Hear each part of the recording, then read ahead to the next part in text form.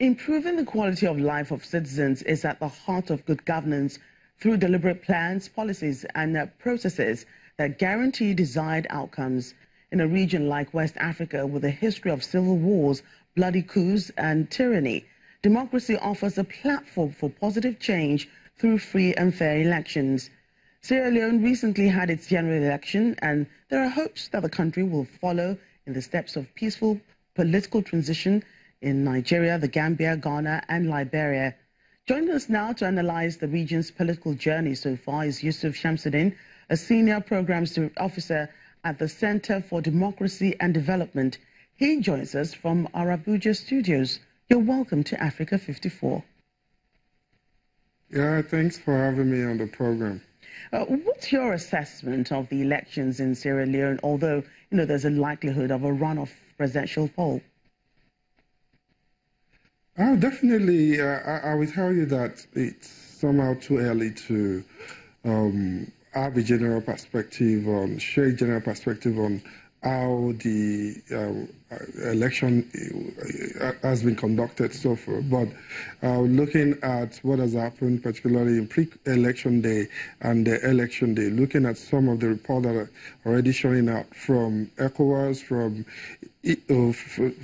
the new initiative, particularly the civil society organizations who deployed PVT, parallel voter tabulation, to monitor and observe the election. To a large extent, the election is peaceful, with very low recorded cases of electoral malfeasance. Even if you look at the NEC commission, the NEC chairman, who reported about less than 0.3% of the entire, ballot boxes that were deployed for the elections was actually tampered with. So if you look at, in terms of logistics, to a large extent, there are little, challenges with that aspect. And in terms of people turning out for the election, to a large extent, is quite encouraging. And but historically, Sierra Leone has actually been recording very high, voter turnover, where most of the last election actually recorded up to like 83% of the entire vote. I think in the last 3 consecutive elections, the lowest so far was 72% of voter turnout. So, yeah, considering past experiences in West African countries and, of course, the impact on political liberty, would you say citizens' participation in decision-making processes right now is sufficient?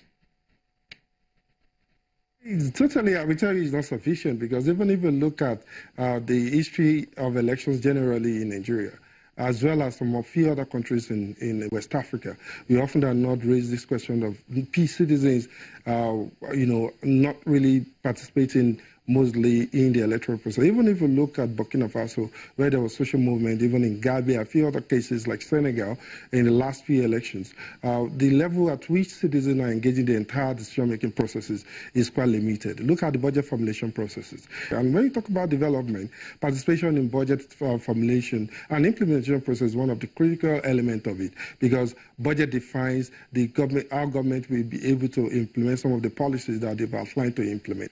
What, in your opinion, will help foster the region's democracy?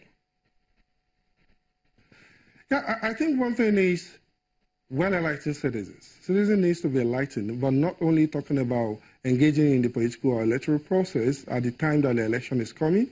We need to engage citizens that we understand the process better, particularly how to engage government in the post-election era. I think that is very, very critical to having a democracy that will be able to develop it.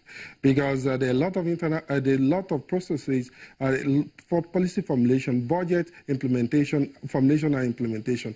Another thing that are very central to, development in the country, which a lot of citizens need. And if you look at the level of engagement, with the exception of Nigeria and Ghana, if you look at most of the Francophone countries, the engagement is still limited. And even if you look at Gambia has more citizens who have this consciousness of engaging in the entire process. But most fundamental thing is that the capacity to engage is also very limited. So in building capacity of citizens, enlightening them, giving them the resources that they could use to ask critical questions about governance is something that is very central. Mind you, politicians are not even ready. They can't just come out to say that we are ready to listen to you. It is also we force them to listen to us. We'll have to leave it there. Thank you so much, Mr. Yusuf Shamsuddin, Senior Programs Officer at the Center for Democracy and Development. Thank you for joining us today on Africa 54. Thanks for having me on the program. Thanks. Well, I want to know what you think about Africa 54 and the stories we covered. Join the conversation on Facebook. The address is Africa54. And check out our headlines 24/7 on voaafrica.com. Well, coming up, chocolate lovers rejoice. As worldwide demand for chocolate rises, Nigeria begins production, and Ghanaian entrepreneurs are taking a bite out of the market.